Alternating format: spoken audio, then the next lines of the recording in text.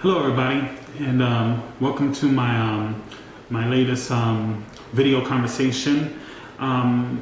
Before I start, let me go ahead and say I'm going to post this on Facebook.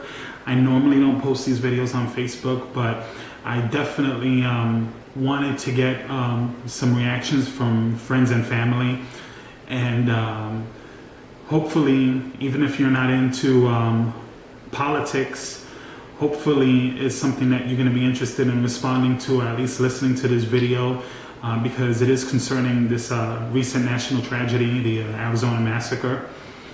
My point centers, what I want to talk about centers more on the political end of things. I'm assuming that most of you know what happened. Today was the day of the memorial for the victims. There were 6 people murdered, including a 9-year-old girl. But the target of the shooting was Congresswoman Gabby Gifford.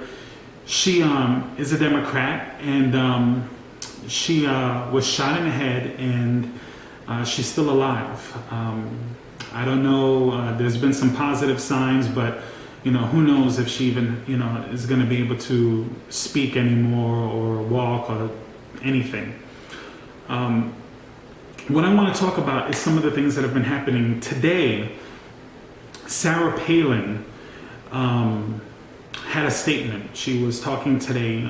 She posted a video, and pretty much what she's doing, she is trying to defend some of the statements that she's been making over the last year.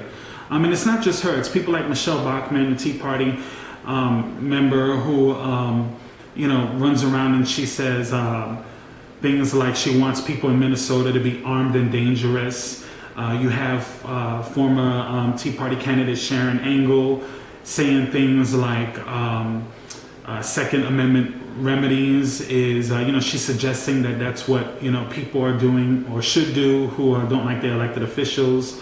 Glenn Beck with his revolution talk and Rush Limbaugh with his stuff. A lot of these conversations and these things that they're saying, I believe, contributes to what's going on, not directly. And I think even if you don't pay attention to politics, or you do, whatever it is, as a society, I think we all play a role in this. In all fairness to them, I think everybody plays a role in this. Let me explain further what I'm talking about. One of the things that Sarah Palin said in her speech today, she quoted Ronald Reagan. And I don't know exactly what the quote, exactly how it said word for word, but it goes something like, I would hope that people reject the idea that when someone breaks the law, that society is the reason or should get the blame, as opposed to the perpetrator of the crime, the lawbreaker. I have issues with this because, first of all, if there's a problem in society, usually it's society's fault, or society has a hand in it. In this case in particular with this shooter, I could never say that Glenn Beck or Sarah Palin should be held responsible for what this man did. He's probably crazy, right? But let's try to think of it in a different way. If you're this guy didn't just go in a phone book and pick this woman's name out. He must have been getting his information from somewhere. Now, whether it comes out or not, whether he was directly listening to any of these people, I don't know. But I can guarantee that he was getting his information from somewhere. He was listening to something or reading something, because he was specifically targeting this woman. So, with that said, Sarah Palin, with her address and the Rush Limbaugh types and everybody defending Sarah Palin, what she was trying to do was defend herself. And actually, she's making herself out to be the scapegoat. Now, this is where I want to put everything together in my mind, at least. Let's go to the word scapegoat for a minute. Scapegoat, the original origins of that word, I believe, from what I understand, goes back to biblical times, where they would take their sins, in these ceremonies, and they would place it on the goat. And then they would send the goat out to die, or they would kill it. It's the same concept with like a sacrificial lamb, or even crucifying Christ. which I've never understood any of that concept. It's like, okay, we've probably killed someone or done something bad, so to wash away that sin, we're going to sacrifice the life of something else, including the Son of God. So we're going to sacrifice the Son of God because we probably have done or will done, have done or will do, some kind of sin. I've never understood that, but that's the original, I guess, origin of scapegoat. What we say scapegoat is usually when we talk about scapegoat, it's someone who's innocent, and they become the scapegoat for something someone else is doing or a problem that's already there.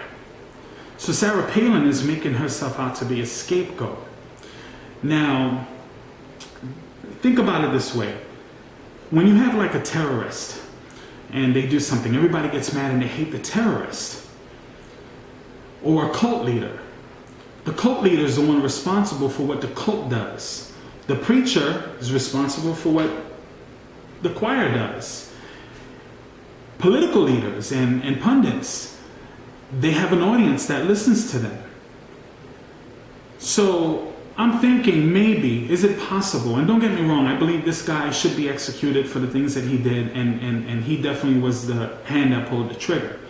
But let's ponder this for one moment. Maybe people like him, the crazy, maybe the bitter, the angry, maybe these people are actually the scapegoats. In the definition of its original origins, maybe they're the scapegoats. And the Sarah Palins and the Glenn Becks and the people like that are the preachers, the leaders, the cult leaders, the terrorists. Because if it's a terrorist, they're getting their information from their imam. If it's a cult member, they're getting it from the cult leader. If it's a karate student, they're getting it from their sensei. So maybe they're putting their sins on this sacrificial lamb that is this person. Maybe society is doing that because we give these Glenn Becks the ratings, we vote the Michelle Bachmans in, and hopefully never Sarah Palin, but we put these people in office. But then we become the victims. But we're also the perpetrators. Because if you vote, you don't vote, whatever it is your place in society, you're contributing to society. So just to put this together, I'm not putting any blame on what this man did, but I think these people need to hold themselves accountable and say, at the very least, maybe we should backtrack a little bit and not say some of the hate things that we say, because they could incite some lunatic. But of course, Sarah Palin spoke today and she didn't do that. Instead, she wanted to blame the media. Well, that's pretty much all I have to say on this. I definitely look forward to your comments. Please respond. I will definitely reply to you, even if you disagree with me. This is important, and I think we should all talk about it. Anyway, thanks again.